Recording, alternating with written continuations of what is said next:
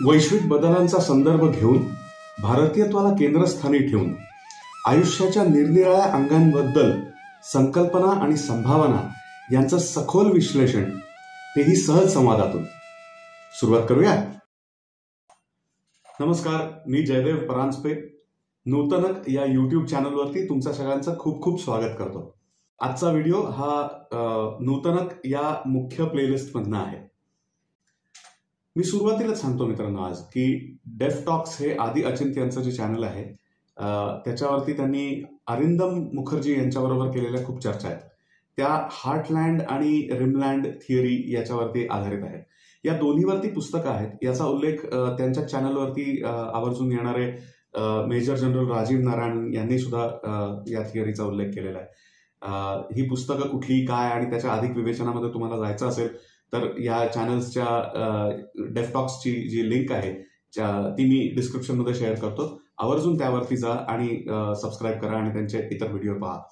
मी म्हटलं तसं माझा कोर विषय हा नसल्या कारणामुळे मी माझे अभ्यासाचे काही सोर्सेस तुमच्याकडे शेअर करतो आहे. आवर्जून पहा.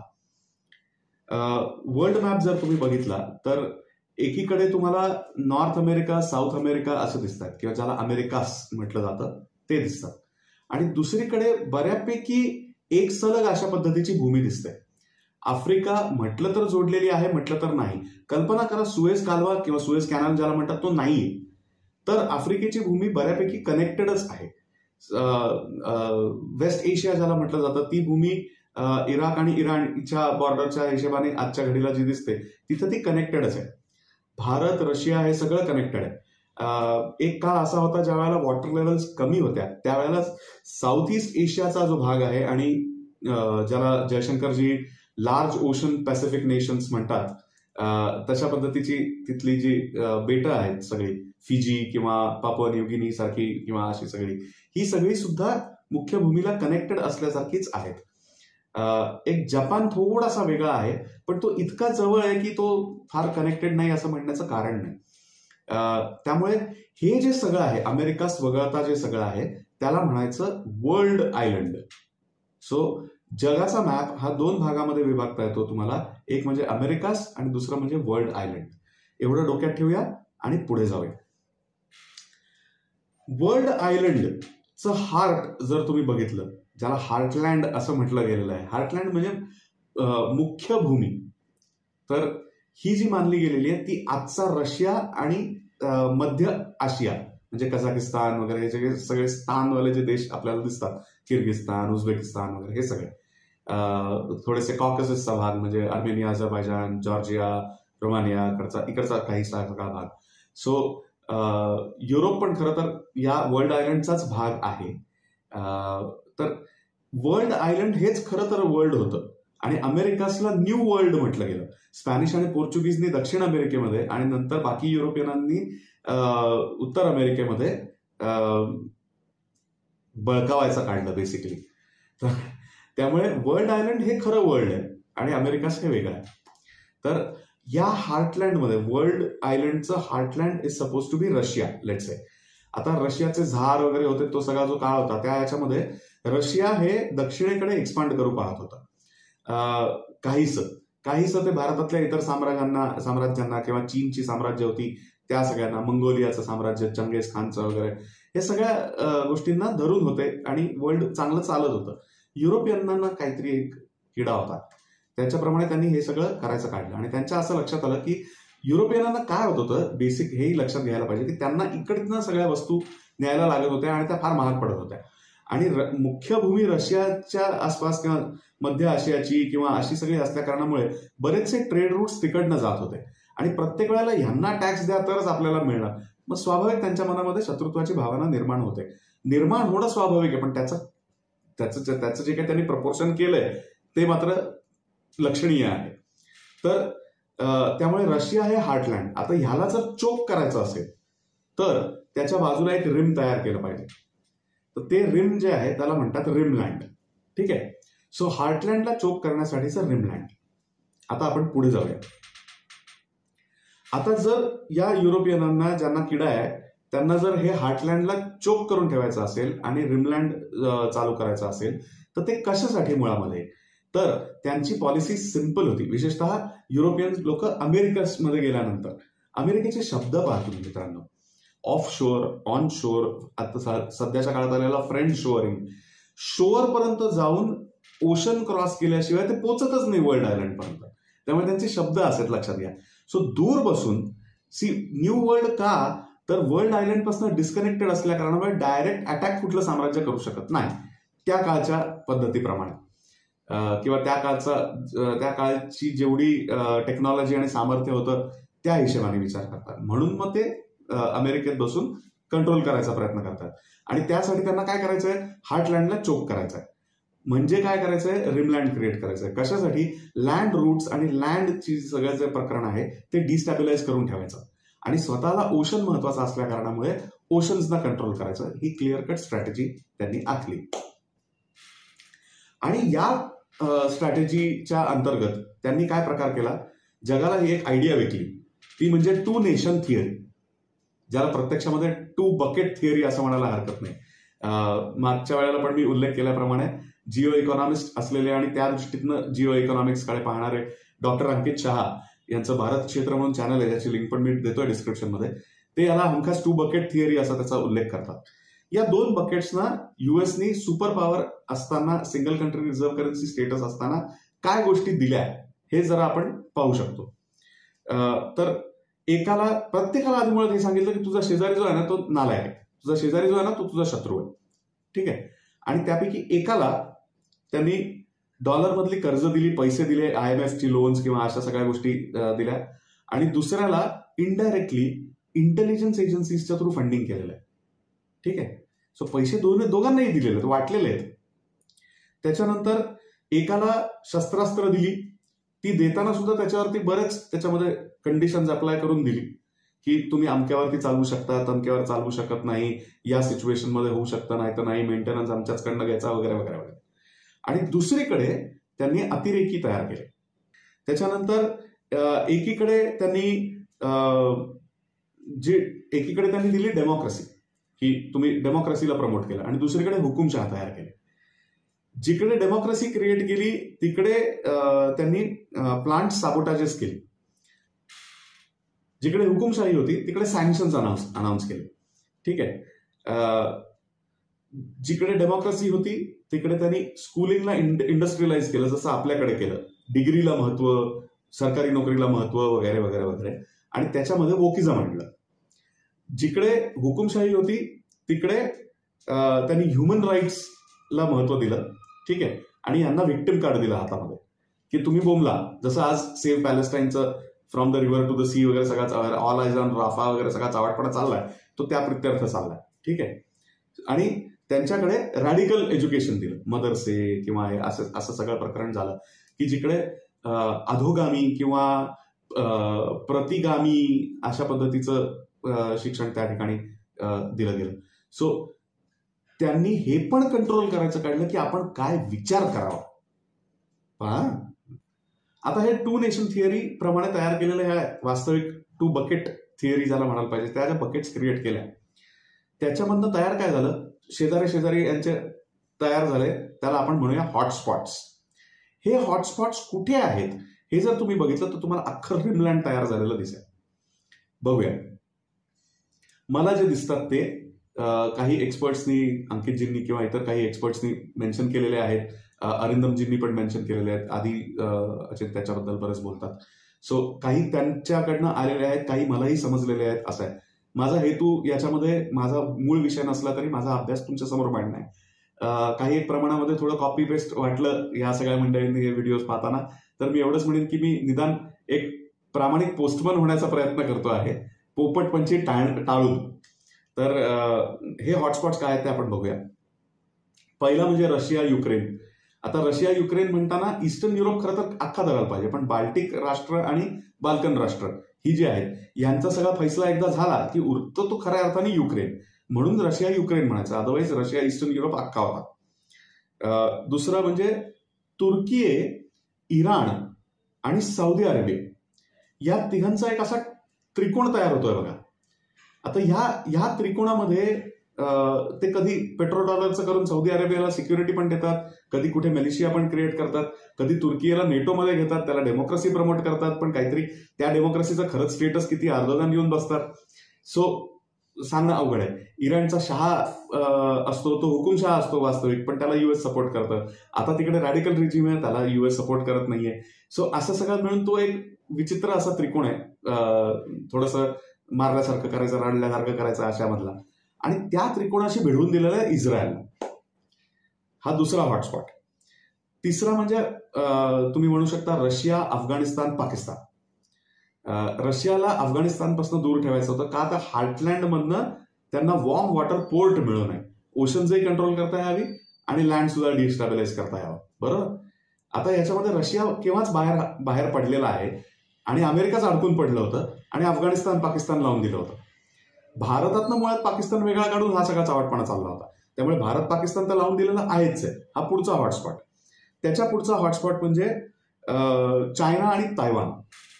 तुम्ही म्हणाल साऊथ चायना सी मधले खरं तर सगळ्याच देशांबरोबर चायनाने वाकडं घेतलेलं, तर काय आता चायनाने त्यांच्याबरोबर वाकडं घेतलेलं आहे ही प्रसंगी रिॲक्शन आपल्याला मानता येईल.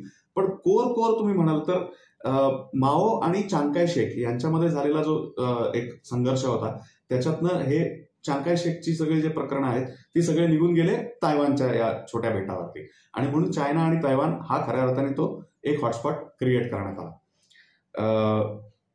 याच्या पलीकडे कोरियन पेनिन्सुला हे चक्क नॉर्थ कोरिया, साऊथ कोरिया म्हणजे एक थोडासा रशियाच्या कडच्या गोटातला, एक अमेरिकेच्या गोटातला असं म्हणून मध्ये मग ती heavily world most heavily guarded border ज्याला मानलं जातं. 4 किलोमीटरचा काहीतरी त्याच्यामध्ये पॅसेज आहे वगैरे, असं बरेच डिटेल्स त्याचे आहेत.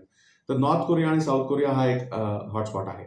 आणि ह्याच्या पलीकडचा एक हॉटस्पॉट म्हणजे कसं माहितीये का, हा हॉटस्पॉट म्हटलं तर निर्माण केला, म्हटलं तर राहू दिला.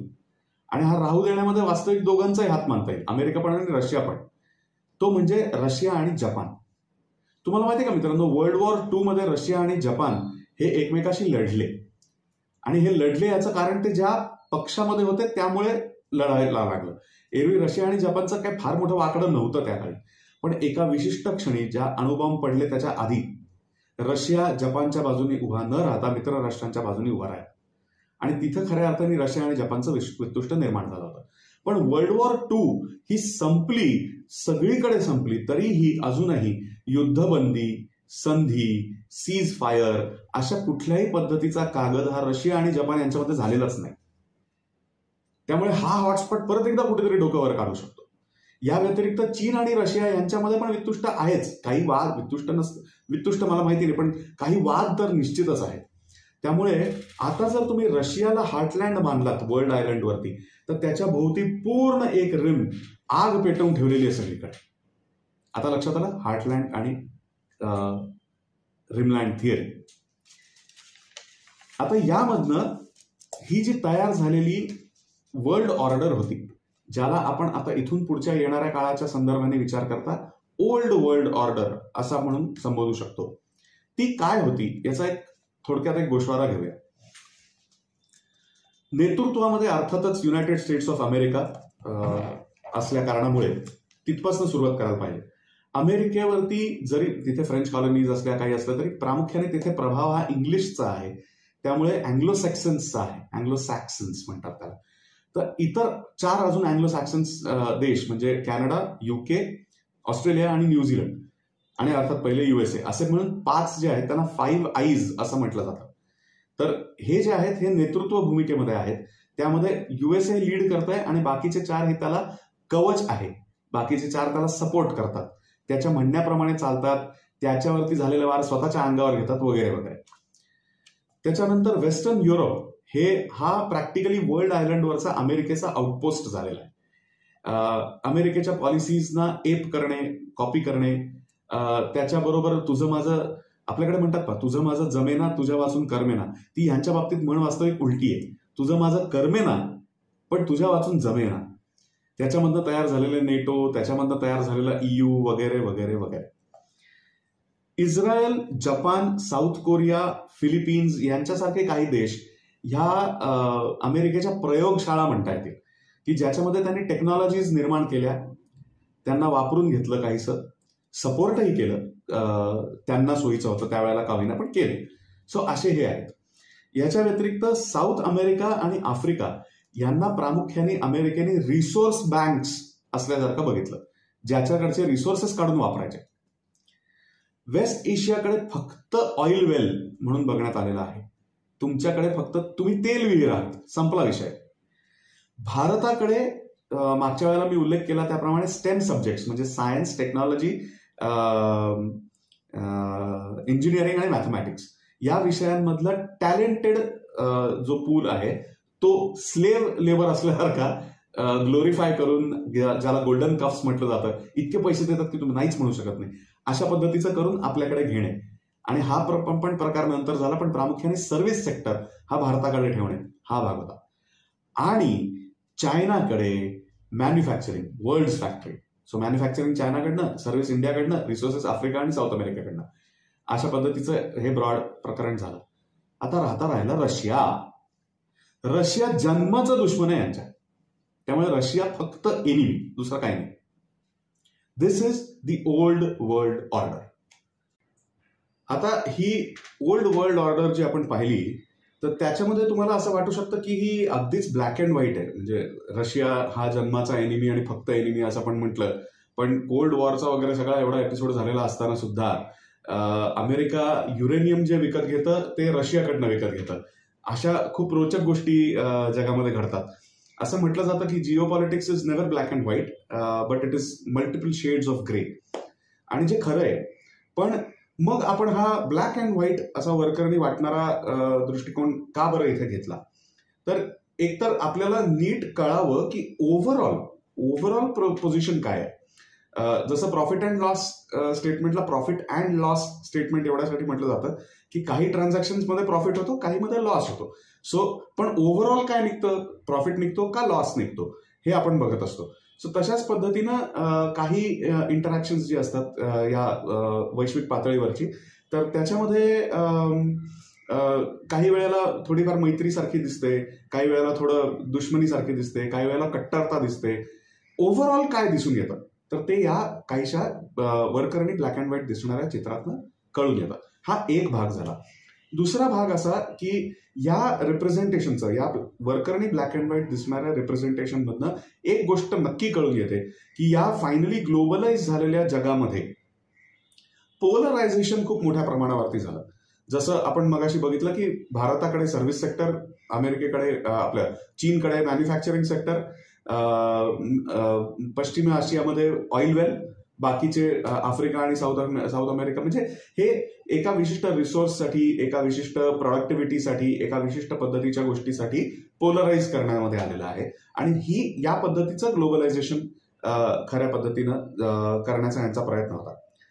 आता याच्यामध्ये खरं तर त्यांना काय करायचं माहितीये का, त्यांना ज्या वेळेला लेफ्ट किंवा वामपंथी ज्याला आपण म्हणतो, हे फक्त इकॉनॉमिक्सशी जोडलेलं होतं तोपर्यंत ठीक होतं. ज्या क्षणी त्यांनी झोळ्या आणि खादी टाकून दिली आणि त्याबरोबरीनं टाय सूट बूट घालून लिबरल म्हणायला लागले स्वतःला, तिथं गोष्टी जरा बदलल्या. आणि त्यांना काय हवंय, त्यांना स्टेटलेस सोसायटी हवी. म्हणजे एक कंट्रोल करणारे लोक आणि दुसरे स्लेव्स. एकीकडे ते क्रिटिकल रेस थिअरीच्या नावाखाली हे म्हणत असतात की ऑपरेसर आणि ऑपरेस्ड असे दोनच लोक जगामध्ये असतात आणि जे असू नये, पण प्रत्यक्षात ते आधी मुळात तीच रियालिटी रिअलाइज करण्याकडे जाण्यामध्ये असतात. आता यासाठी त्यांना काय करायचं असतं, पहिली गोष्ट म्हणजे ब्रँडेड निष्ठा. आता गंमत बघा, मी एका माणसाचा आयफोन बघितला तर त्याच्यावरती ऍपल पण ऍपलचा लोगो पण ग्लोरिफाय केलेला होता आणि छत्रपती शिवाजी महाराजांची राजमुद्रा पण त्याच्यावरती लावलेली होती. निष्ठांचा हा असा क्लॅश म्हणायचा का सुंदर मिलाफ म्हणायचा का काय म्हणायचं, मी तुमच्यावर सोडतो. पण निष्ठा या तुमच्या आईवडिलांनी केलेल्या गोष्टी, तुमच्या फार्म प्रोड्यूसमध्ये किंवा तुम्ही मॅन्युफॅक्चर केलेले नवीन गुड्स, तुम्ही केलेली इनोव्हेशन्स, तुमच्या फॅमिलीचं समाजाला असलेलं कॉन्ट्रीब्युशन, ह्याच्या ऐवजी मी ऍपलचा आयफोन वापरतो, मी अमक्या कंपनीची गाडी वापरतो, मी तमक्या कंपनीचे स्नॅक्स खातो, मी अमक्या रेस्टॉरंटमध्ये जाऊन बसतो, या ब्रँडशी असोसिएट होऊन तुमची निष्ठा व्हावी, सो दॅट यांचा धंदा चालेल, प्रॉफिटिअरिंग चालेल. हा पहिला मुद्दा होता, ब्रँडेड निष्ठा म्हणूया आपण त्याला. दुसरा होता स्लेव्ह स्टँडर्ड. सगळ्यांनी एकाच पद्धतीनं जगायचं, एकाच पद्धतीनं काम करायचं. मित्रांनो, नगरायणच्या गुलामांची घरं या सगळ्या सदराखाली आपण बऱ्याच व्हिडिओजमध्ये याची चर्चा ऑलरेडी केलेली आहे. तुम्ही समजा बघितले नसतील हे व्हिडिओज तर नगरायणची प्लेलिस्ट काढून आवर्जून हे व्हिडिओज पहा, तुमच्यासाठी निश्चित रोचक राहतील. या व्यतिरिक्त मी म्हटलं तसं नगरायणमध्ये पण कितीतरी वेळा हा उल्लेख केलेला आहे की तुम्ही कुठल्याही शहरामध्ये जा, तेच होम सेंटर, तेच सोफे, तीच पॉटपोरी, तेच फ्लॉवर पॉट्स, तेच धबधबे, तेच तुमचे फेंगशुईचे सगळे नाणी आणि पिरामिड्स, सगळं तेच मिळतं सगळ्याच ठिकाणी. सगळं आयुष्य स्टँडर्डाइज करून टाकलेलं आहे. का तर सगळेजण त्यांच्यासाठी स्लेव्स आहेत. आणि हे जे कोणी चांगलं करतं ना त्याचंच उदात्तीकरण करायचं, याला म्हणतात स्टँडर्डायझेशन. खऱ्या अर्थाने मानसिक पगडा हा स्टँडर्डायझेशनचं भांडवल असतो, हे लक्षात घ्यायला पाहिजे. स्लेव्ह स्टँडर्ड या पद्धतीनं ग्लोबल लेवलचं स्टँडर्डायझेशन वेस्टनी लीड केलं. तिसरं ग्लोबलायझेशन, ज्याचं खरं ट्रान्सलेशन होतं पोलरायझेशन. जसं मगाशी आपण पाहिलं की 2 नेशन थिअरी हे वास्तविक 2 बकेट थिअरी आहे, तसंच ग्लोबलायझेशन हे वास्तविक पोलरायझेशन आहे. अशा पद्धतीचं हे ग्लोबलायझेशन झालेलं आहे. आता तुम्ही म्हणाल की इतका सिम्पलिस्टिक व्ह्यू, डीप स्टेट सारखी एवढी मोठी पॉवरफुल बॉडी म्हणा किंवा ग्रुपिंग म्हणा, हे कसं काय घेऊ शकतं? तर हे असं घेण्यात आलेलं आहे. याला कारण आपल्या दृष्टीने खरं नीटपणे विचार करता त्यांना धर्माचं अधिष्ठान नाही, त्यांच्याकडे भगवंताचं अधिष्ठान नाही. हे फक्त ट्रान्झॅक्शनल प्रॉफिटिअरिंग लोक आहेत.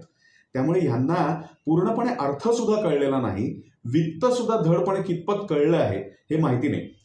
फायनान्शियल अकाउंटिंगच्या 11वीच्या सिलेबसमध्ये जे शिकवतात की गोईंग कन्सर्न कॉन्सेप्ट, गोष्टी सस्टेन झाल्या पाहिजेत, हे सुद्धा यांना कळत नाही.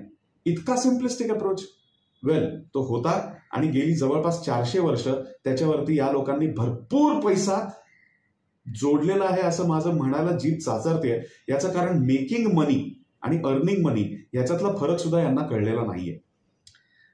आता हे सगळं करताना शेड्स ऑफ ग्रे मधल्या सगळ्या गोष्टी खेळत खेळत खेळत खेळत अगदी म्हणजे आपल्याकडे एक सोयीपुरतं शास्त्र असं म्हटलं जातं, पण शास्त्राला नावं ठेवूया नको. आपण त्याऐवजी मी एक नवीन फ्रेज इथे कॉइन करतो आहे, जी आपण इथून पुढे वापरत जाऊ, ती म्हणजे कामापुरता कावा.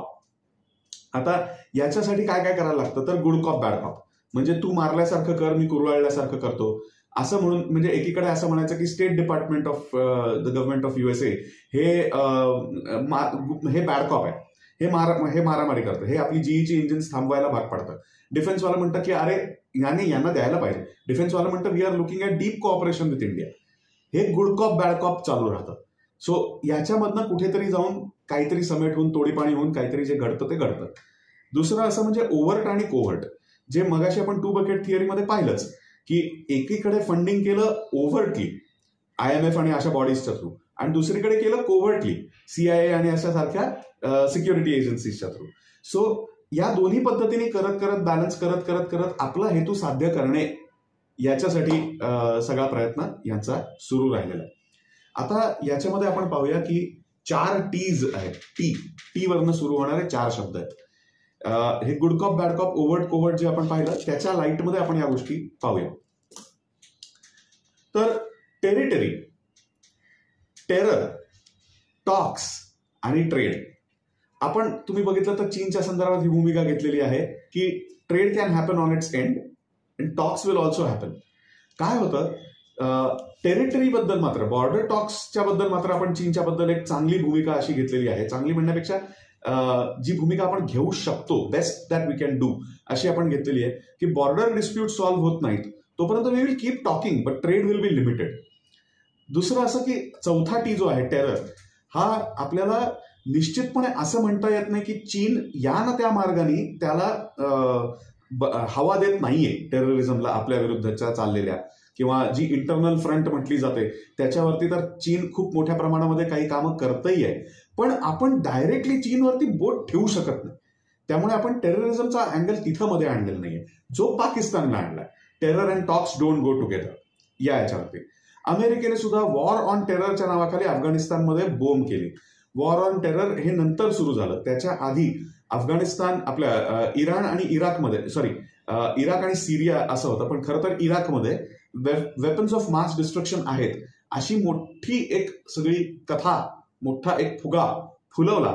आणि काय केलं बगदादमध्ये हे आपण सगळ्यांनी पाहिलेलं आहे. काही जण तुमच्यापैकी जर त्या काळी लहान असतील तर त्यांनी मागचे व्हिडिओज काढून युट्यूबवरती सर्च करून काही डॉक्युमेंटरीज असतील त्या आवर्जून बघाव्या, तुमच्या लक्षात येईल. पण हे 4 T's जे आहेत याच्यावरती जसा एक म्युझिकचा इक्विलायझर असतो ना, पुढे मागे करायचं, लेवल्स वर खाली करायच्या आणि मॅनेज करत खेळायचं, तशा पद्धतीचे हे 4 T's आहेत जे इक्विलायझरवरती काम करतात. ते म्हणजे टेरिटरी, टेरर, टॉक्स आणि ट्रेड. मित्रांनो, याच्यासाठी एक खूप सुंदर वाटणारी वरकरणी अशी एक संकल्पना वेस्टकडनंच मॅनेजमेंट थिअरीजमध्ये आणलेली आहे, जी मॅनेजमेंट पुरती ठीक आहे, पण ही त्यांची जर स्कूल ऑफ थॉट दाखवत असेल तर आपण त्या दृष्टिकोनातून याच्याकडे पाहूया. ती टर्म म्हणजे कोऑपिटिशन. ठीक आहे, ज्याला टॉक आणि ट्रेड म्हणतात, ज्याला तिकडे फाईट आणि टॉक म्हणतात, जिकडे हॉट आणि कोल्ड असं म्हणतात, की काही बाबतीत we are warm in relations आणि काही बाबतीमध्ये we are very hot in terms of dealing. तर ते म्हणजे कोऑपरेशन आणि कॉम्पिटिशन याचा एक संकरित जोड शब्द बघायला गेला. खरं तर संकरितच, जोड शब्द नाही झाला, संकरित शब्द म्हणजे कोऑपिटिशन. सो आम्ही तुमच्याशी कॉम्पिट पण करणार in terms of nuclear race आणि तुमच्याचकडनं युरेनियम पण घेणार. या पद्धतीच्या गोष्टी आतापर्यंत घडत आलेल्या आहेत. सो ओल्ड वर्ल्ड ऑर्डर जी आतापर्यंत आपण पाहिली ती ब्लॅक अँड व्हाईट त्याचं एक रिप्रेझेंटेशन पाहिलं. ते रिप्रेझेंटेशन पाहण्याचं कारण आपण लक्षात घेतलं आणि त्या व्यतिरिक्त ह्या ज्या दुतोंडी सगळ्या गोष्टी होत आहेत केवळ हेतू साध्य करण्यासाठीच्या, त्याही आपण पाहिल्या. आता जे सगळे बदल होत आहेत, ग्लोबल रिसेट जो होतो आहे त्याच्यामुळे फक्त फायनान्शियल नाही म्हटलं जरी जात असलं ग्लोबल फायनान्शियल रिसेट, तरी त्याच्या अनुषंगाने सगळंच बदलतं, कारण फायनान्स बदललं की सगळं बदलतं. तर तो जो रिसेट होतोय त्याच्यानंतर जी न्यू वर्ल्ड ऑर्डर होऊ घातलेली आहे ती वर्ल्ड ऑर्डर काय आहे, तर इथं परत एकदा डॉक्टर अंकित शहा यांचा एक मुद्दा येतो. तर त्यांच्या चॅनलला त्यांना आधी थँक्यू म्हणतो आणि त्यांच्या चॅनलला मेन्शन करतो आहे, तर थँक्स अंकित भाई. आणि दुसरं म्हणजे नवीन वर्ल्ड ऑर्डरमध्ये काय होणार आहे. पहिले लक्षात घ्या की हे डॉक्टर जयशंकरांनी पण सगळ्या ठिकाणी सांगितलेलं आहे. सो हे लोक सांगतात ना, एक्सपर्ट मंडळी, ह्याच्याप्रमाणे घडतंय म्हणून मी हे रेफरन्सेस तुमच्याकडे शेअर करतोय बरं का. या व्यतिरिक्त मी इतर पाहिलेले जे वर्क नाही होत ते शेअर करत नाहीये. हा, तर मल्टीपोलर वर्ल्डकडे आपण जाणार आहोत. Multipolar world cannot happen without multipolar Asia. Multipolar Asia cannot happen without multipolar Bharat. So जे 4 मेट्रोजनी भारत चालतो असं जे झालं होतं तर ते अजून पुढे होणार आहे. सो मल्टीपोलर हा फार मोठा परवलीचा शब्द आहे, लक्षात घ्या. काय असणार आहे, एक तत्वतः न्यू वर्ल्ड ऑर्डर कशावर बेतलेली असणार आहे, तर पहिलं म्हणजे मल्टीपोलर. मल्टीपोलर म्हणजे जो तो पोल आपापल्या रिजनमध्ये स्ट्रॉंग असणार, म्हणून रिजनल. आणि मग तो रिजन आणि त्याच्यामधली सत्ता आणि त्याच्यामधले पैसा, रिसोर्सेस आणि त्याच्यामधलं पर्यायाने होणाऱ्या लोकांचं चांगलं वाईट, हे सगळं जे आहे याच्याबद्दल आपण अधिक जागरूक आणि अधिक टची असणार. त्यामुळे रिजनलच्या बरोबरीने थोडंसं कॉन्झर्वेटिव्ह सुद्धा. कॉन्झर्वेटिव्हचा एक कल्चरल अँगल पण आहे, म्हणजे ज्या त्या भागामध्ये त्या भागातली संस्कृती आणि त्यातली तत्व ही परत एकदा सरफेसला येणार, जे ग्लोबल लेवलचं स्टँडर्डायझेशन करून टाकलं होतं त्याच्याऐवजी. नगरायणमध्ये आपण पारंपरिक घराचा म्हणजे लक्ष्मीच्या केरसुणीचं झाडलोट क्षेत्र या नावाने पाहिलेल्या पारंपरिक घराचा जो सगळा आपण परामर्श घेतला त्याचं कारण हेच आहे. So multipolar, regional, conservative. आता ही जी सगळी त्या ठिकाणची कल्चर्स आहेत ना मित्रांनो, आपले सोलापूरचे मराठी भाषक जे सँडियागोला असतात, आदित्य सत्संगीजी, त्यांचं सप्तॉलॉजी म्हणून चॅनल आहे, लिंक दिलेली आहे डिस्क्रिप्शनमध्ये, आवर्जून जाऊन सबस्क्राईब करा. आदित्यजींनी जगभरच्या वेगवेगळ्या कोपऱ्यांमध्ये सनातन संस्कृती कशी होती, ख्रिश्चॅनिटी, इस्लाम किंवा इतर कुठले एन्क्रोचर्सचे रिलिजन्स आणि त्यांच्या भाषा आणि स्टँडर्डाइज संस्कृती, अब्राहमिक थॉट, हे सगळं येण्यापूर्वी सनातन संस्कृती तिथे कशी कशी होती याच्यावरती खूप रोचक रिसर्च केलेले आहेत आणि प्रत्यक्ष जाऊन बघितलेले आहेत, लोकांशी चर्चा केलेल्या आहेत. त्याच्याबद्दलची विवेचना तुम्हाला सत्तॉलॉजीच्या चॅनलवरती बघायला मिळतील, आवर्जून बघा. आता येऊया न्यू वर्ल्ड ऑर्डर दिसते कशी मोर ऑर लेस. पण त्याच्यामध्ये गमती जमती आहेत जरा. एक म्हणजे अमेरिकास आणि वर्ल्ड आयलंड आपण जे पाहिलं तर अमेरिकासचं मिळून म्हणजे नॉर्थ अमेरिका, सेंट्रल अमेरिका आणि साऊथ अमेरिका हे मिळून एक अमेरिकन इकॉनॉमिक युनियन होईल असं चित्र दिसतं. पण साऊथ अमेरिका ही एका अर्थाने ग्लोबल साऊथमध्ये पण येते, त्यामुळे ती नेमकी कुठे जाईल हे बघणं आहे. पण अमेरिकन युनियनच होण्याची शक्यता जास्त, कारण जिओग्राफी वर्क्स दॅट वे. इतिहास भूगोलावरच घडतो. दुसरं म्हणजे युरोपियन युनियन म्हणा किंवा युरोझोन म्हणा, युरोप, त्यात जास्त करून विशेषतः पश्चिमी युरोप, कारण पूर्व युरोप जो आहे तो रशियाशी जोडलेला आहे. पश्चिम युरोप मात्र जो आहे तो अमेरिकेचा आउटपोस्ट होता. तर आता त्याचं काय होणार?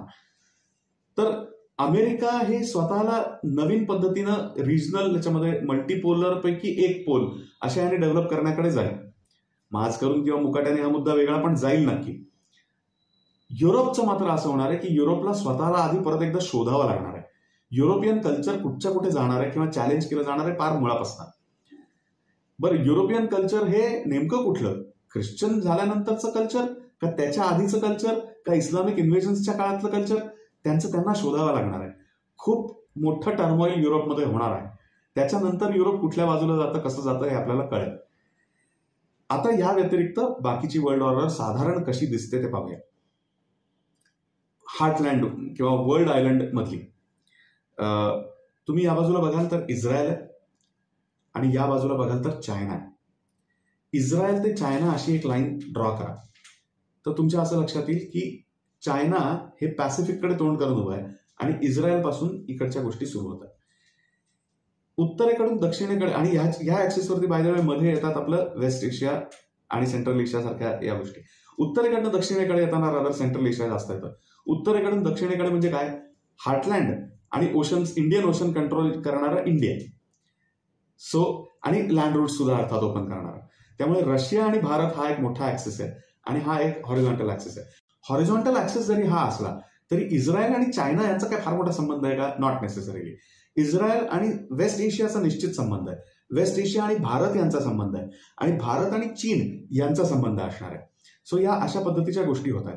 आता याच्यामध्ये मग आयमेक कॉरिडॉर, INSTC, मंगोलिया कमी बोलूया आता, आणि चेन्नई व्लादिवोस्टॉक आणि वरती उत्तरेकडे ओपन होणारे आर्क्टिक सर्कल्स, ह्या सगळ्यांनी जर तुम्ही बघायला गेलं तर छान सजून येणारे वर्ल्ड आयलंड आणि अशा पद्धतीची ही नवीन वर्ल्ड ऑर्डर असल्याचं दिसतं. मित्रांनो, वैश्विक बदलांची पृष्ठभूमी ही तयार करतो आहोत आपण नूतनक या आपल्या चॅनलवरती, जे आपण आयुष्याची वेगवेगळी अंग म्हणून वेगवेगळे विषय घेऊन त्याच्यावरती विवेचन करणार आहोत. त्यासाठी ही आतापर्यंत करत असलेली विवेचनं, ही सिरीज, ही जर तुम्हाला आवडत असेल, हे व्हिडिओज आवडत असतील तर आवर्जून लाईक करा, शेअर करा, सबस्क्राईब करा, कमेंट करायला विसरू नका. एंगेजमेंट जेवढी वाढवाल तेवढा युट्यूब अल्गोरिदम हे विषय अनेक लोकांपर्यंत पोहोचवेल. मित्रांनो, मी माझी कामं सांभाळून या गोष्टी बऱ्यापैकी धर्मादायच करतो आहे.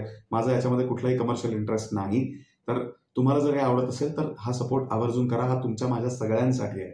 हा भारताच्या एक पुनर्जागरणासाठी आहे. आवर्जून हे करा. आता तुमचे जे विचार, मतं आणि तुम्हाला या गोष्टी आमच्यापर्यंत पोहोचवायच्या असतील तर त्यासाठी कॉल आणि व्हॉट्सअप या दोन्हीच्या माध्यमातून आमचा एकच नंबर आहे, तो म्हणजे 9975063139. हा नंबर डिस्क्रिप्शनमध्ये पण दिलेला आहे. डिस्क्रिप्शनमध्ये याची डायरेक्ट व्हॉट्सअप चॅट लिंक दिलेली आहे. त्याच्यावर क्लिक केलं की आमची डायरेक्ट चॅट विंडो उघडते, त्याच्यावरती करता येतं. सो आवर्जून संवाद साधा, संपर्क साधा, कारण म्हटलेलंच आहे, वादे वादे जायते तत्वबोधाः. शुभम भवतु.